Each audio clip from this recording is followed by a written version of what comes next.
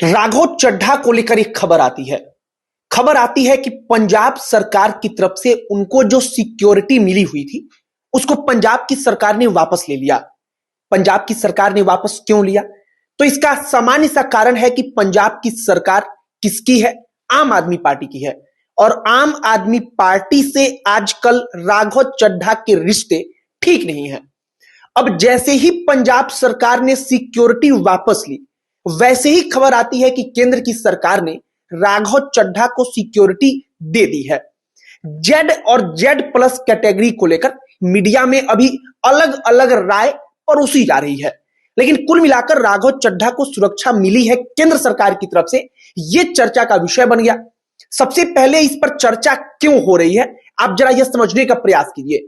चर्चा इसलिए हो रही है क्योंकि राघव चड्ढा आम आदमी पार्टी से उनके रिश्ते इस वक्त पर खराब हैं और भारतीय जनता पार्टी में वो चले जाएंगे, इसकी तमाम संभावनाएं हैं।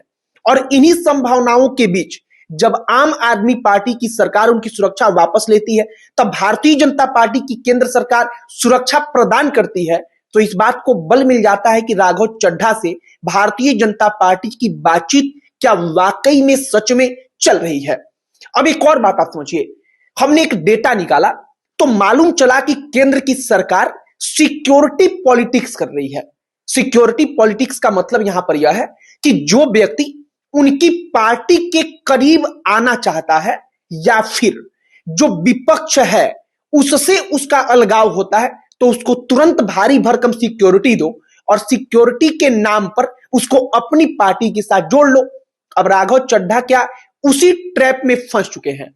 सब पर चर्चा करेंगे, पूरी कहानी आपको बताएंगे, लेकिन आगे बातचीत करने से पहले हमारा नमस्कार स्वीकार करिए। हमारा नाम मोहित कुमार सिंह है।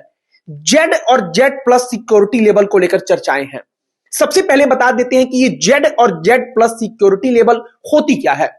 अगर जेड कैटेगरी की बात की जाए तो पूरे भारत में जो सुरक्षा व्यवस्थाएं दी जाती हैं उनमें दूसरे नंबर का सबसे सख्त सुरक्षा व्यवस्था है।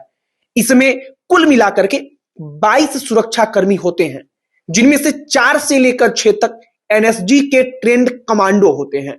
इसके बाद से उसमें उनको पर्सनल असिस्टेंस के लिए और तमाम अलग अलग जगहों पर 24x7 यानी कि 24 घंटे हर दिन उनको सुरक्षा मुहैया कराई जाती है।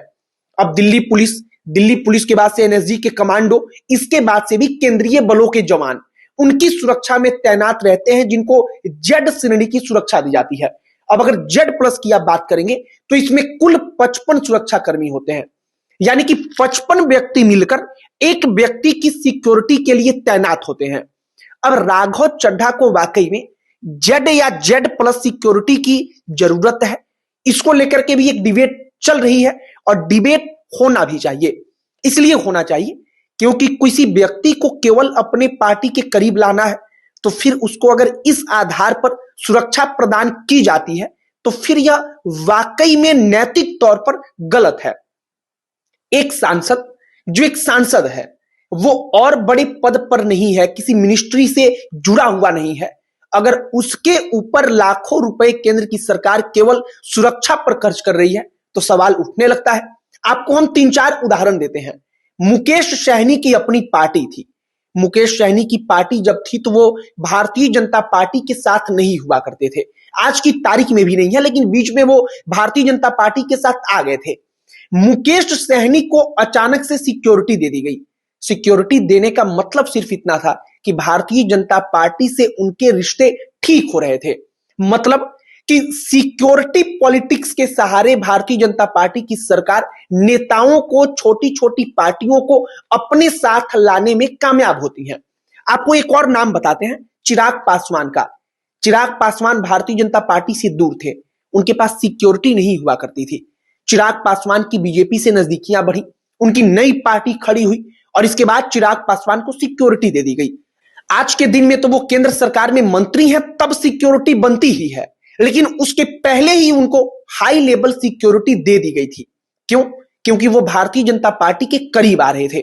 आपको एक और एग्जांपल देते हैं पवन सिंह का, भोजपुरी फिल्मों के सुपरस्टार। पवन सिंह निर्दलीय चुनाव लड़ते हैं काराकाट लोकसभा सीट से।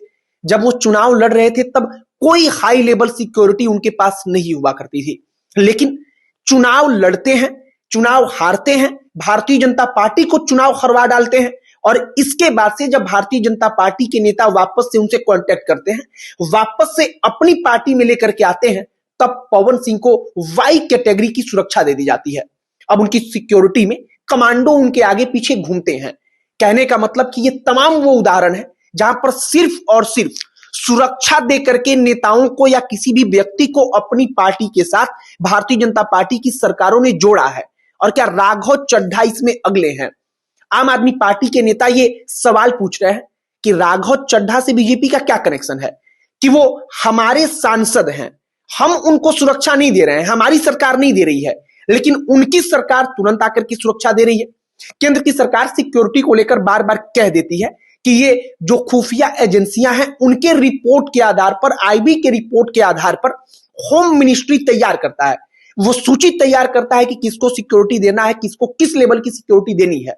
लेकिन सवाल यही उठता है कि जो भारतीय जनता पार्टी के करीब आता है उसको ही वो सिक्योरिटी कैसे मिलती है और क्यों मिलती है, और क्या वाकई में security politics Bharatiya Janata party पिछले कई सालों में कर रही है।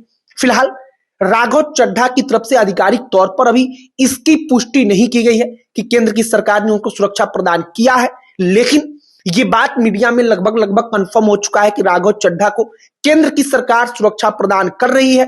और केंद्र की सरकार जेड या जेड प्लस इन दोनों को लेकर के चर्चाएं हैं कि इस हाई लेवल सिक्योरिटी की व्यवस्था केंद्र सरकार ने राघव चड्ढा के लिए किया है। बाकी राघव चड्ढा की राजनीतिक पारी आगे किस पार्टी के साथ होगी, किस पार्टी के साथ वो खेलेंगे, यह सब कुछ आगे आने वाला वक्त बताएगा। लेकिन फिलहाल जो सुरक्षा दिया जाता है, सुरक्षा देने के बाद अपनी पार्टी के साथ नेताओं को, लोगों को जोड़ा जाता है, जो ये राजनीति चल रही है देश के अंदर, हमने सोचा कि जरा इसके बारे में आपको बताया जाए। आपकी इस पर क्या प्रतिक्रिया है कमेंट बॉक्स में लिखकर बताइएगा। बाकी इस वीडियो को यहीं पर समाप्त करते हैं। अंत में हमारा परिचय, हमारा नाम मोहित कुमार सिंह है। बहुत बहुत धन्यवाद।